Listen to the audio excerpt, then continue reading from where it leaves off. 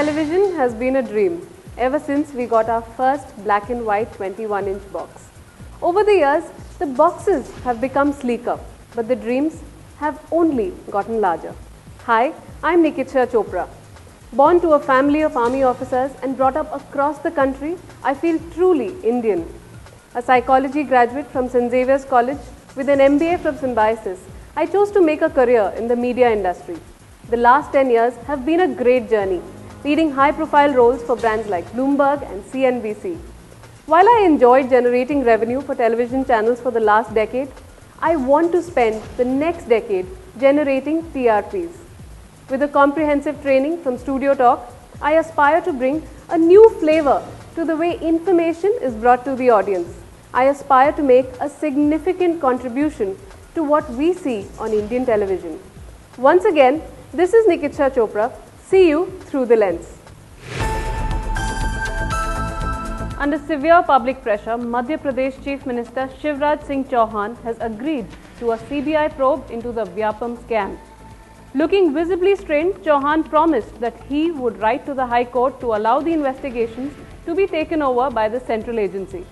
The Vyapam scam has hit Chauhan's clean image after the deaths linked to the scam climbed to a scary 46. After creating a storm through his tweets, former IPL czar Lalit Modi is now facing the music.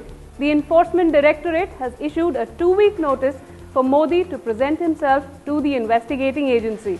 His failure to do so will force the ED to file an FIR against him in a 450 crore IPL scam and initiate further action. I'm standing right outside the Bangalore High Court where Judge C.R. Kumaraswamy has just acquitted the AIADMK Supremo J. Jayalalitha of all corruption charges against her. The verdict was welcomed with heavy sloganeering from the AIADMK cadres. Sweets are being distributed as Amma yet again makes a dramatic comeback. For someone whose political career was seen as almost over with last year's verdict, today's decision has brought the limelight back on this hardened politician. With camera person Vijay, this is Nikitsha Chopra for Studio Talk. नमस्कार, आपके साथ मैं हूं निकित्शा चोपड़ा। इस वक्त की बड़ी खबर, व्यापम घोटाले के साथ जुड़ी हुई मध्य प्रदेश राज्यपाल राम नरेश यादव को हटाने की याचिका को सुप्रीम कोर्ट ने मंजूर किया है। इस मामले की सुनवाई सुप्रीम कोर्ट 9 जुलाई को करेगी। व्यापम घोटाले में एसपीएफ ने राम नरेश यादव और उनके बेटे शैलेश यादव के खिलाफ मामला दर्ज किया था, मगर हाईकोर्ट ने राज्यपाल के खिलाफ ये शिकायत रद्द कर दी थी क्योंकि संवैधानिक पद पर बैठे व्यक्ति के खिलाफ एफआईआर दर्ज नहीं की जा सकती। जांच एजेंसी राज्यपाल से पूछताछ तो कर सकती है, लेकिन उनके खिलाफ कोई कानूनी कार्यवाही या गिरफ्तारी नहीं कर सकती। और जैसे ही इस घोटाले की गूंज फिर से सुनाई दी थी, पत्रकारों की मौतों का सिलसिला शुरू हो गया था। ये मांग की जा रही थी कि राज्यपाल को अपनी कुर्सी पर से हटा देना चाहिए क्योंकि एसआईटी भी ये कह चुकी हैं कि राम नरेश यादव के खिलाफ उनके पास ठोस सबूत मौजूद है। Expectations of a people-friendly budget and a cut in interest rates by the RBI are being seen as among the key reasons taking the Sensex to the psychologically important 20,000 mark today after 2 years. The day's rally came on the back of a strong quarterly result by software major TCS and relatively steady Asian markets. The market opened with the Sensex at 20,000, slipped a tad below that level due to profit taking, and again regrouped in the later session as FMCG major ITC rallied ahead of its results and closed just a tad off the 20,000 mark, finally ending the day at 19,987, up by about 80 points. The day's rally added about Rs 26,000 crore to investors' wealth, with the BSE's market capitalization now at Rs 71 lakh crore. The last time the benchmark had seen this level was on January 7, 2011, about 2 months after it had reached its all-time peak of 21,709. On to the world of sports. Roared on by a crowd of 60,000 plus, India rediscovered their winning ways in the second ODI against England at the Jawaharlal Nehru Stadium in Kochi. The win not only helped them square the 5-match series, but would have also done their sagging confidence a world of good. The tension along the line of control with Pakistan took its toll on the sporting ties between the two countries. All 9 Pakistani hockey players who have come here to play the Hockey India League will return home without playing a match in the tournament. Hockey India did not directly bar the players but put the onus on the franchisees. Day 2 at the Melbourne Park on Tuesday brought another day of perfect weather, but a few anxious moments for top seed Serena Williams. Williams and her fans looked worried after the player fell awkwardly on her left ankle. She, however, managed to win the game 6-love against 110th ranked Edina Hall. And world champion Vishwanathan Anand scored an emphatic victory over the world number 2 Armenia to end a rough 7-month patch. With this win, Anand has jumped into the lead with 2 others after the 4th round of the Tata Steel Chess Tournament. And what would be his first outing after the Wimbledon, Rafael Nadal is likely to be playing at the Brazil Open. Nadal hasn't played since June, essentially because of the tendinitis in his left knee. He was due to play in the Australian Open, but a stomach virus forced him to withdraw. The much-awaited World Cup final is finally here. And yes, all you Mumbaikars, gear up, because you are the lucky ones to witness all the action on your home ground, the Wankhede. Cricket lovers, just hold your breath, because this time we all have the privilege to watch 2 extremely talented teams on the field, India and Pakistan, and that too in a World Cup final. How can anyone miss the drama when these 2 arch rivals get down to playing some fantastic cricket? So leave whatever you're doing, pick up your phones, dial the number flashing on your screens and wish your favorite team. We will pass on your wishes to your team. But remember, this golden opportunity is open just for the next 1 hour.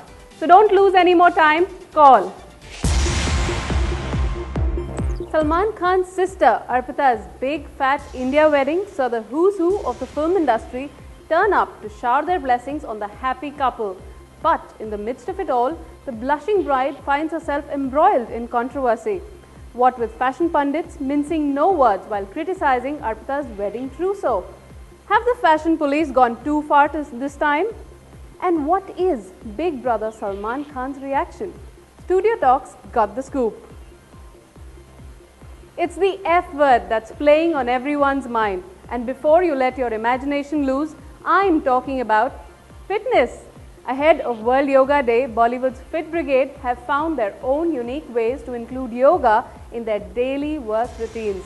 So pull out those yoga mats and get ready to stretch. Here's Studio Talks in-house yogini Meena with the full report.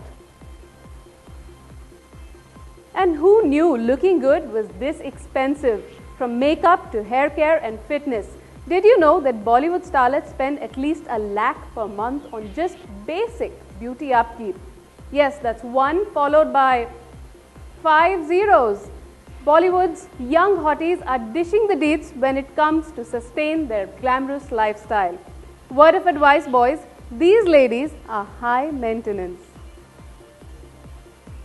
They're calling it the Clash of the Titans, what with SRK and Salman going head to head next Eid.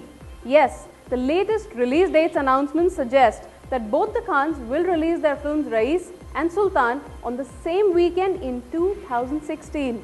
But, and this is a big but, Studio Talks industry insider suggests that one of the 2 superstars is already looking to bow out of the clash.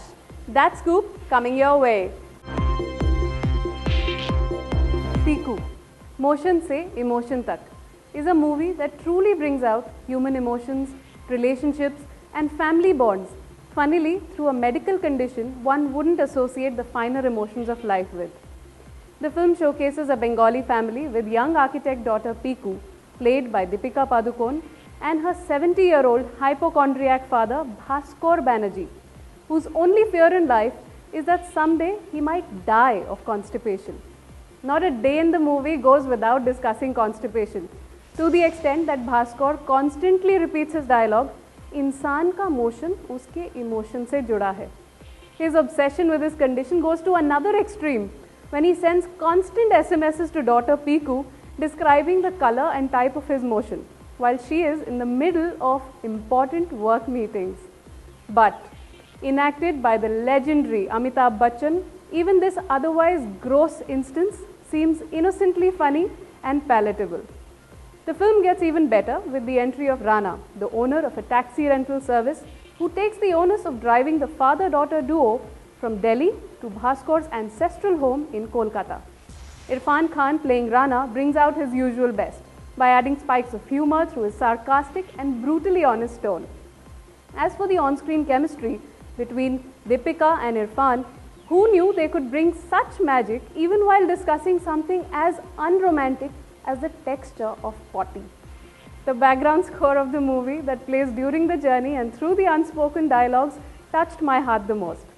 The film's review is incomplete without mentioning lyricist and music composer Anupam Roy, who seems to have understood the script so well that his songs give the true essence of the film, with my favorite being Bezuban, with its verse, "Khwabon ke lifafon mein chupa hai rasta." Kudos to Shujit Sarkar and Juhi Chaturvedi for mastering the art of storytelling, repeating their magic of Vicky Donor, discussing everyday unspoken issues in such a simple and heartwarming manner. Overall, the film kept me emotionally engaged from the very first scene to the last. It's a must-watch. Well, that's all that we have time for. Thanks so much for watching Studio Talk. This is Nikitsha Chopra signing off.